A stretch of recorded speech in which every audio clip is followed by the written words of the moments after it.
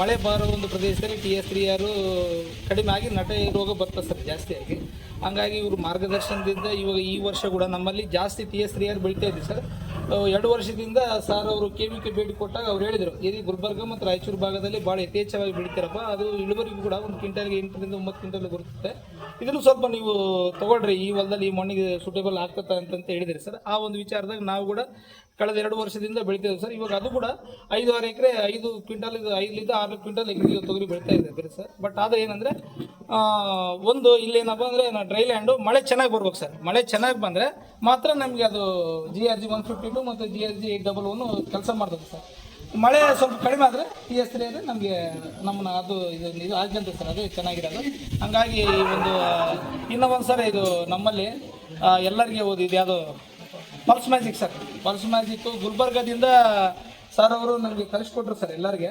ಇನ್ನೂ ಭಾಳ ರೈತರು ಅದನ್ನು ಒಳ್ಳೆಯಕ್ಕಾಗಿಲ್ಲ ಸರ್, ಯಾಕಂದರೆ ಅಲ್ಲಿ ಏನೋ ಅಲ್ಲಿನ ಉತ್ಪಾದನೆ ಏನು ಕಡಿಮೆ ಆಗೈತೆ ಅಂತ ಗೊತ್ತಿಲ್ಲ. ಅಲ್ಲಿ ನಮಗೆ ಇನ್ನೂ KVK ಜಾಸ್ತಿ ಕೊಟ್ಟರೆ ಚೆನ್ನಾಗಿರ್ತದೆ ಅಂತೇಳಿ ಅದು ಒಂದು ನಾನು ಹೇಳ್ತೀನಿ. ಆಮೇಲೆ ಟ್ರೈಕೋಡರ್ಮಲ್ ಅಂತ ಹೇಳಿದ್ರಿ ಸರ್, ಅದ್ರನ್ನೂ ಒಂದು.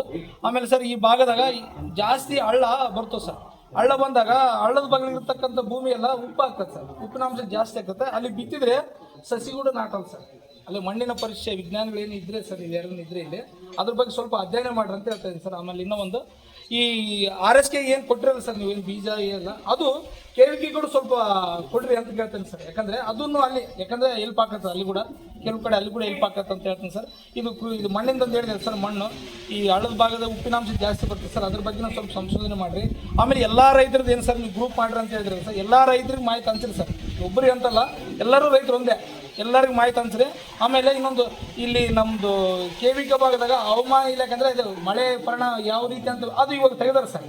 ಅಲ್ಲ ನಾನು ಅದನ್ನು ಮತ್ತೆ ನಾನು ಕೇಳ್ತಂತಲ್ಲ ಸರ್, ಅದ್ರ ಸ್ವಲ್ಪ ನಮ್ಗೆ ಹೇಳ್ರಿ. ಯಾಕಂದರೆ ಇವತ್ತು ಟೆಕ್ನಾಲಜಿ ಆಧುನಿಕ ಯುಗದಲ್ಲಿ ಟೆಕ್ನಾಲಜಿ ಜಾಸ್ತಿ ಬೆಳೆದಿದೆ, ಹಂಗಾಗಿ ಅದು ಸ್ವಲ್ಪ ನಮ್ಗೆ ಹೆಲ್ಪ್ ಆಗತ್ತೆ. ಅಂದರೆ ನಾಳಿನ ಮಳೆ ಬರ್ಬೋದಾ, ಇವತ್ತಿನ ಈ ಹಿಂದಿನ ಕಾಲದಲ್ಲಿ ಸರ್, ಮುಂದಿನ ಯುಗದಲ್ಲಿ ಇದ್ದೀವಿ, ಈ 5G ಇದ್ದೀವಿ ಸರ್, ನಾವು 6G ಬರ್ತೀವಿ.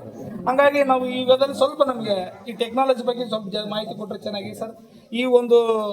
ಈ ಪ್ರೋಗ್ರಾಮು ನಮ್ಮೂರಿಂದ ಮೊದಲಾಗಿರ್ತಕ್ಕಂಥ ನಮ್ಮ ರೈತ ಬಾಂಧವರು, ನಮ್ಮೂರ ಎಲ್ಲ ರೈತರಿಗೆ ಒಂದು ಖುಷಿ ಸರ್.